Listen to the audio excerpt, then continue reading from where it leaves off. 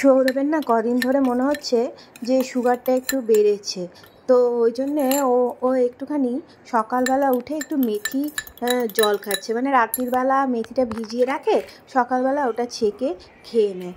তো চলুন ওকে জলটা দিয়ে দিই, দিয়ে চা বসাই, তারপরে আপনাদের সাথে কথা বলছি।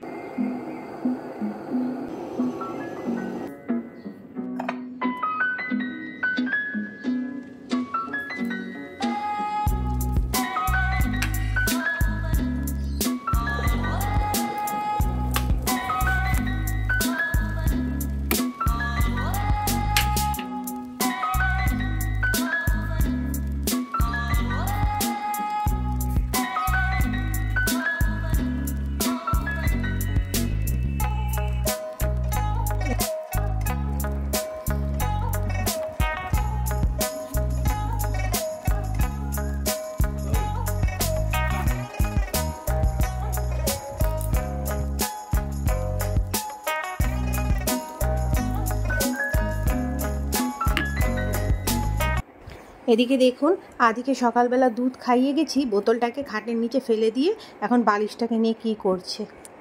গুড মর্নিং বল, নমস্কার করে দে,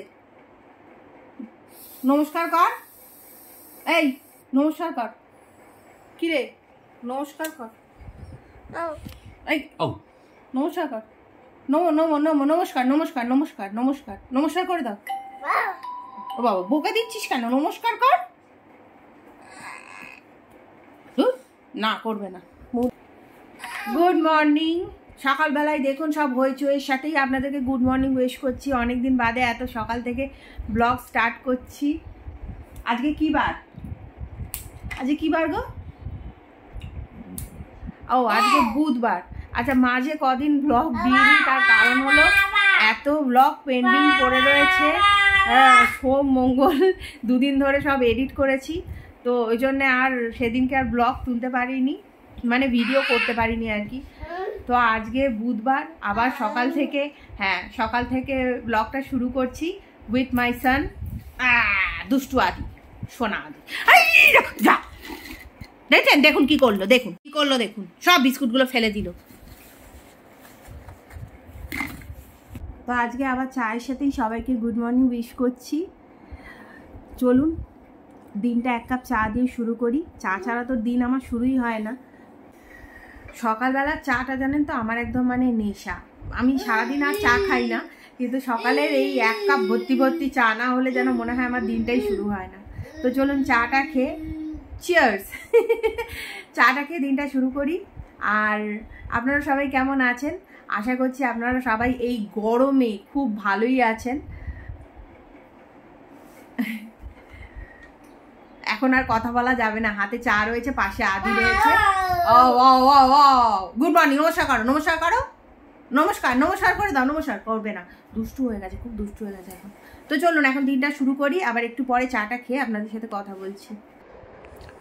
দেখুন আদি ওয়াকারটাতে কিরমভাবে বসে রয়েছে, ঠ্যাং দুটোকে তুলে, আর ওইটার মধ্যে ঢুকে এরমভাবে, এখন নতুন স্টাইল, এরমভাবে কিন্তু আমরা বসাইনি জানেন তো, ও নিজেই ওর ভিতরে ঢুকেছে, নিজেই এরমভাবে ঠ্যাং তুলে বসে রয়েছে।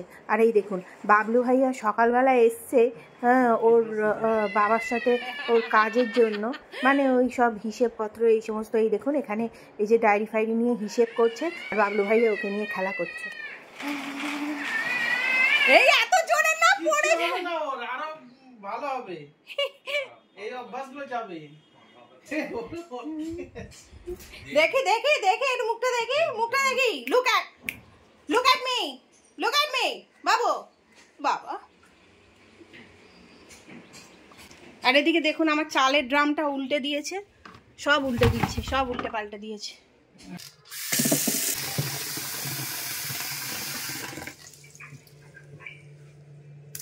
ঘরের কাজগুলো মোটামুটি হয়েই গেছে, চলে এলাম তিনজনের জন্য জলখাবারের জোগাড় করতে।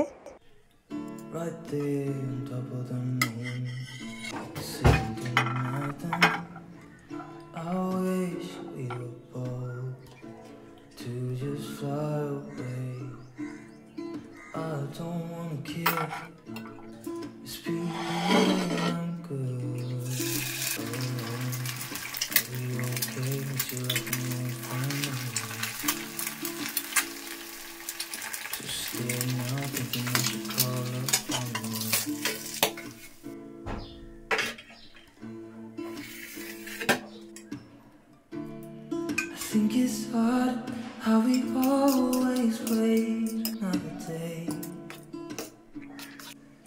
How we watch people kiss walk away. আজকে মোটামুটি ঘরেতে সবই রয়েছে। এই দেখুন সৌরভ আজকে শুধু সজনে ডাঁটা আর এই আমগুলো এনেছে। আগে যাই আদিত্যকে খাইয়ে আসি, ততক্ষণ এগুলো জলে ভেজানো থাক। সবাইকে খাইয়ে দাইয়ে নিজে খেয়ে চলে এলাম। আর এই দেখুন আজকে নিম বেগুন ভাজা হবে। প্রথমে নিম পাতাটাকে ভেজে তুলে নিলাম, তারপরে বেগুনগুলোকে নুন হলুদ দিয়ে একটু ভেজে নেব, আর তারপরে নিম পাতাটা দিয়ে নেড়ে নেব। আর বেগুনগুলো জানেন তো, নিম বেগুন ভাজাতে ঠিক গলে গেলে আমার ঠিক ভাল লাগে না, মানে বেগুনগুলো বেশ একটু এরকম দেখুন এই যে সরা সরা থাকবে। তারপরে নিম পাতাটা দিয়ে দেবো, একটু বেশ মেখে যাবে, তখন খেতে ভালো লাগে।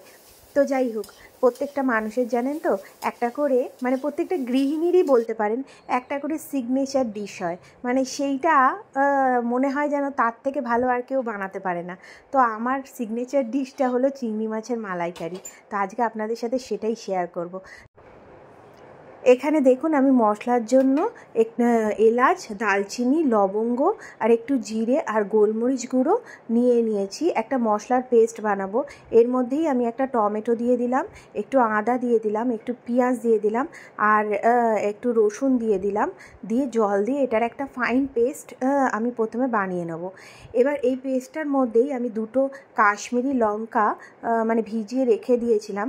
এবার এইটা দিয়েও আরেকবার এটাকে নেড়ে নেব। এটা দিলাম শুধু কালারের জন্য, আমি এখানে কোনো লঙ্কা ব্যবহার করব না। আর এই দেখুন এখানে আজকে বড় বড় দুটো মাছ আর ঘরেতে কিছু এই সাইজের মাছ ছিল, সেগুলোও আমি নিয়েছি, এগুলো করে নেব। তো এবার মাছগুলোকে আমি সর্ষের তেলে খুব ভালো করে প্রথমে ভেজে নেব। মানে খুব ভালো করে, মানে জানেন তো খুব বেশি ভাজবো না, মানে মোটামুটি ভেজে প্রথমে তুলে নেব। এবার কড়াতে দালচিনি, এলাচ, লবঙ্গ আর দুটো তেজপাতা ফোড়ন দিয়ে, ফোড়নটা যখন খুব ভালো গন্ধ ছাড়বে তখন যে মশলাটা বানালাম সেই মশলাটার পেস্টটা দিয়ে দেবো। এবারে এরই মধ্যে আমি এখানে হলুদ গুঁড়ো আর লঙ্কা গুঁড়ো দেবো। এটা আমি ঝাল লঙ্কা গুঁড়ো দিচ্ছি, যেহেতু আমি এখানে কোনো কাঁচা লঙ্কা ব্যবহার করিনি। আর নুন দিয়ে মশলাটাকে খুব ভালো করে কষাবো। এবার মশলাটা একটু কষতে থাক, ততক্ষণ আমি নারকোলটা বানিয়ে নিই। এখানে দেখুন আমি আধমালা নারকোল মানে প্রথমে কুচি কুচি করে মিক্সির মধ্যে দিয়ে খুব ভালো করে পেস্ট বানিয়ে নিয়েছি। এবার এটা হাত দিয়ে ভালো করে ঘুঁটে একটা ছাঁকনির সাহায্যে ছেঁকে এর দুধটা বের করে নেব। তারপরে আবার একবার এই নারকোলটার মধ্যে একটু জল দিয়ে ভালো করে আবার মানে ঘেঁটে এর জলটা আরেকবার ছেঁকে নেব। ব্যাস, নারকোলের দুধটা বেরিয়ে গেল। আর এইদিকে দেখুন আমার মশলাটাও কষে গেছে। এবার এই মশলাটার মধ্যে অল্প অল্প করে দুধ দিয়ে একটুখানি ভালো করে কষাতে থাকবো।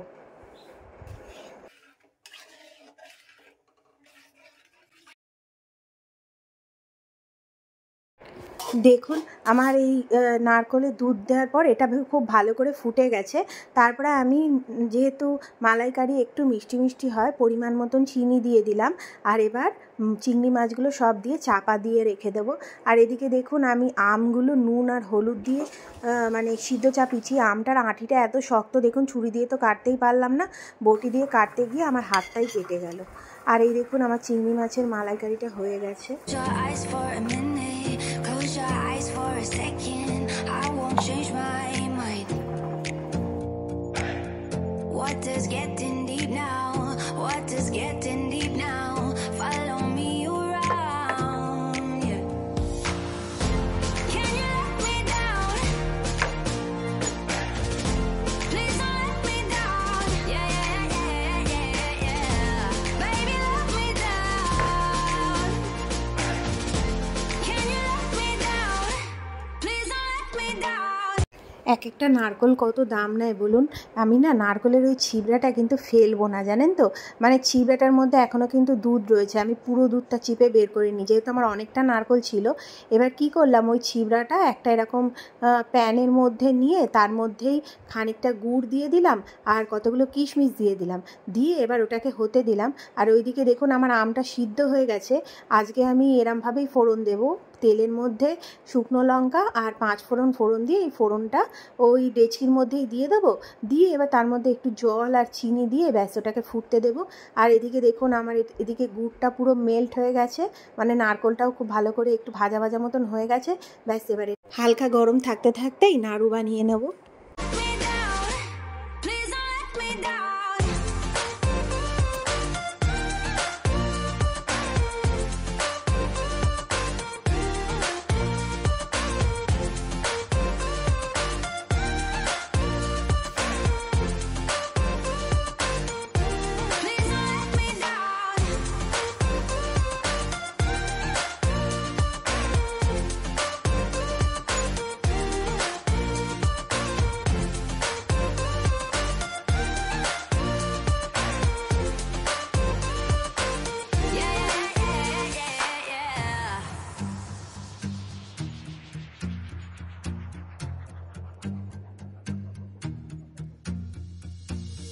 Close your eyes for a minute, close your eyes for a second. সব কাজকর্ম করে চলে এলাম দুপুরবেলা খাওয়া দাওয়াতে। তো আজকে দুপুরবেলার লাঞ্চ হলো নিম বেগুন ভাজা, চিংড়ি মাছের মালাইকারি, পাতলা করে আমের চাটনি, আর এখানে দেখুন আদির সজনে ডাঁটা, পটল আর আলু দিয়ে মাছের ঝোল রয়েছে, আর ভাত আর নাড়ু। লাঞ্চটা কিন্তু আজকে জমে যাবে। সময় কী করে চলে যায় বুঝতেই পারি না। লাঞ্চ খেয়ে উঠতে না উঠতে এদিক ওদিক সেদিক করতে করতে সন্ধেই হয়ে গেল। তো আজকে জানেন তো সারাদিনের মধ্যে বেশি আর তামঝাম নেই। তো সন্ধে দেওয়ার পর রাত্রির বেলা আবার রান্নাও রয়েছে। তো আজকে রাত্রির বেলা জানেন তো মানে ওই পনিরের ঝোলই করব। তো পনিরের ঝোল তো পাতলা ঝোল আপনাদের সাথে আগেও শেয়ার করেছি, তো ওই জন্য আজকে আর সেটা শেয়ার করলাম না। তা আজকের মতন ব্লগটা এখানেই শেষ করছি। আশা করছি আপনাদের ব্লগটা ভালো লেগেছে। যদি ভালো লেগে থাকে তাহলে লাইক কমেন্ট শেয়ার করবেন, আর যদি একটু বেশি ভালো লেগে থাকে তাহলে চ্যানেলটাকে অবশ্যই সাবস্ক্রাইব করে নেবেন। সব কাজকর্ম করে এই দেখুন রাত্রিবেলা ডিনার করতে চলে এলাম। এই যে পাতলা করে পনিরের ঝোল, আর আদিসোনা আজকে রাত্রিবেলা জানেন তো পনিরই খেয়েছে, কিন্তু এই ঝোলটা না, অন্য একটা ঝোল। তাহলে আজকের মতন এখানেই বিদায় নিচ্ছি। দেখা হবে আবার একটা নতুন ব্লগে। Till then bye, good night, by.